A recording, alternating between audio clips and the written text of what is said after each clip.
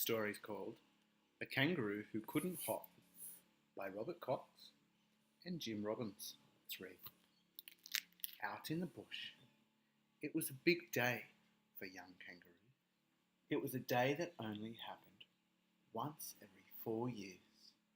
The day when all young kangaroos were taken by their mothers to meet the leader of kangaroos in Australia.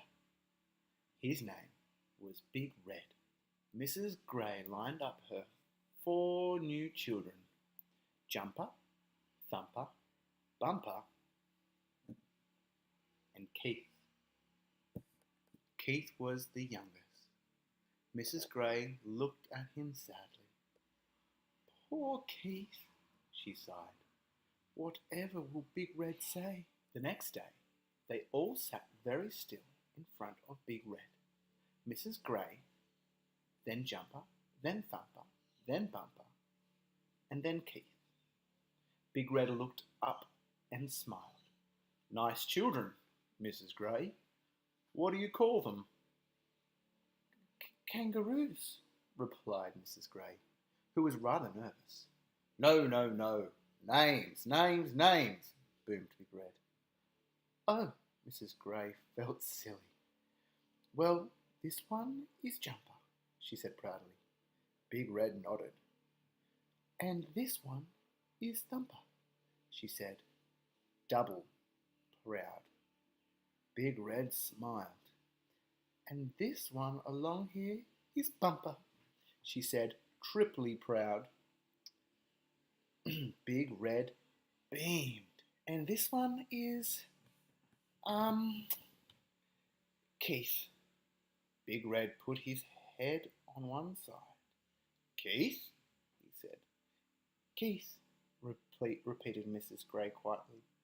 Big Red shook his head. No, no, no. Keith is not a kangaroo's name. Mrs. Grey looked along at Keith, who was staring at the ground. It was between Hoppy and, Keith, she murmured. We chose Keith, Mr. Grey and I. Big Red's eyes opened wide and he smiled broadly. Hoppy is a good name, he exclaimed. Change it to Hoppy. Mrs. Grey bit her lip and played with her lace handkerchief. But he can't, she muttered. Can't what?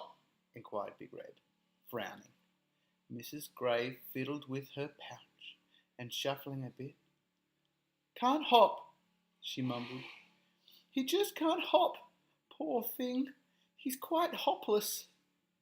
And running to Keith, she flung her arms around his neck and burst into tears. Big Red put an arm around her shoulder. Come, come, Mrs. Grey, he said kindly. We'll soon have Keith hopping. He's probably just a slow learner. All kangaroos can hop. You'll see. Mrs. Grey shook her head sadly. No, we've tried everything, Mr. Grey and I, but it's no good. Poor Keith, he's absolutely hopless. Come with me, said Big Red. So Mrs. Grey, Jumper, Thumper and Bumper all hopped along behind Big Red. Keith walked. Big Red stopped and watched as Keith plodded past him. Then he nodded. Ah, yes, he exclaimed. I see the problem. No spring in his heels. He went off and came back with 2 old bed springs, which he tied firmly onto Keith's large back feet with string. This'll do the trick, he said. Go on, Keith, hop. Mrs. Grey, Jumper, Thumper and Bumper all crossed their fingers. Keith closed his eyes, gritted his teeth, clenched his paws and went, boing, thud. Keith fell flat on his face. Big Red shook his head. Right, it's got to be feathers. Is he ticklish? Yes, very, Mrs. Grey replied. Jumper, Thumper and Bumper all giggled. Big Red went away and came back with 5 fresh emu feathers. Oh, look where he got the emu feathers from. Poor emu. In the distance, they could see an emu running around in circles, clutching his bottom and shouting, "Ouch, ouch, ouch, ouch, ouch!" Big Red looked back at the emu. He was only too pleased to help, he said. He handed a feather to each of Mrs. Grey, Jumper, Thumper, and Bumper. He kept the largest for himself. "Right, Keith," he said. "Bend over." Keith bent over, and they all tickled him like mad with their feathers. Once again, Keith closed his eyes, gritted his teeth, clenched his paws, and went, and fell over again.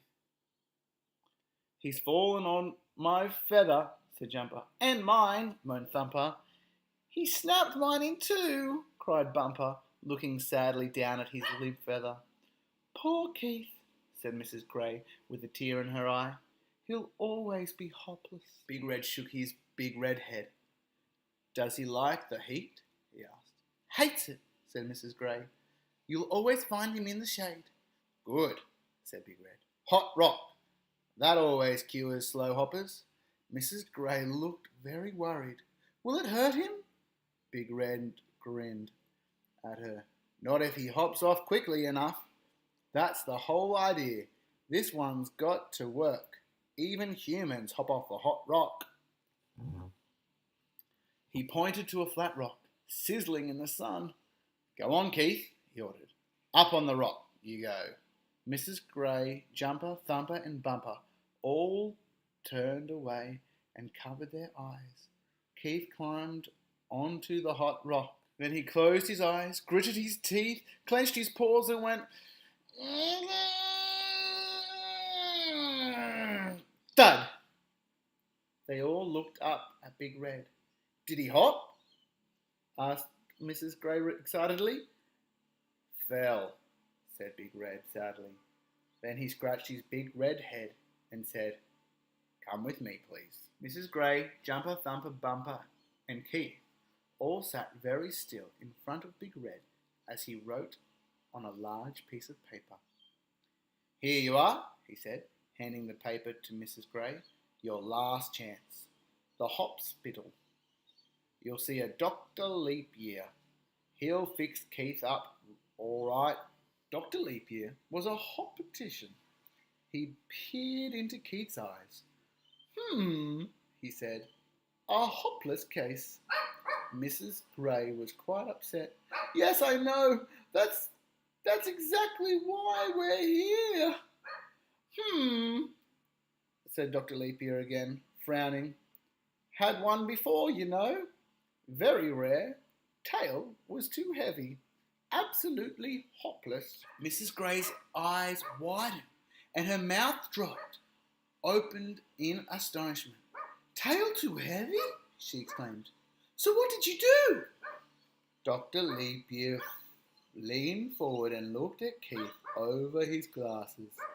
"We cut a bit off," he cried.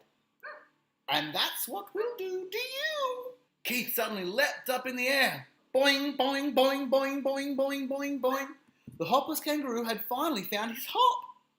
He hopped around the room 3 times and then right out the door. Boing, boing, boing, boing, boing, boing, boing, boing, boing. Mrs. Grey jumped up and hugged the doctor. She was very affectionate. "Would you really have cut a piece of his tail?" she asked Dr. Leap Year. Dr. Leap Year looked at Mrs. Grey, horrified. "Good heavens, no," he said. Then with a wink, he added, "But Keith didn't know that, did he, my dear?" Mrs. Grey smiled, and Keith, well, he just couldn't stop hopping. Boing, boing, boing, boing, boing, boing, boing.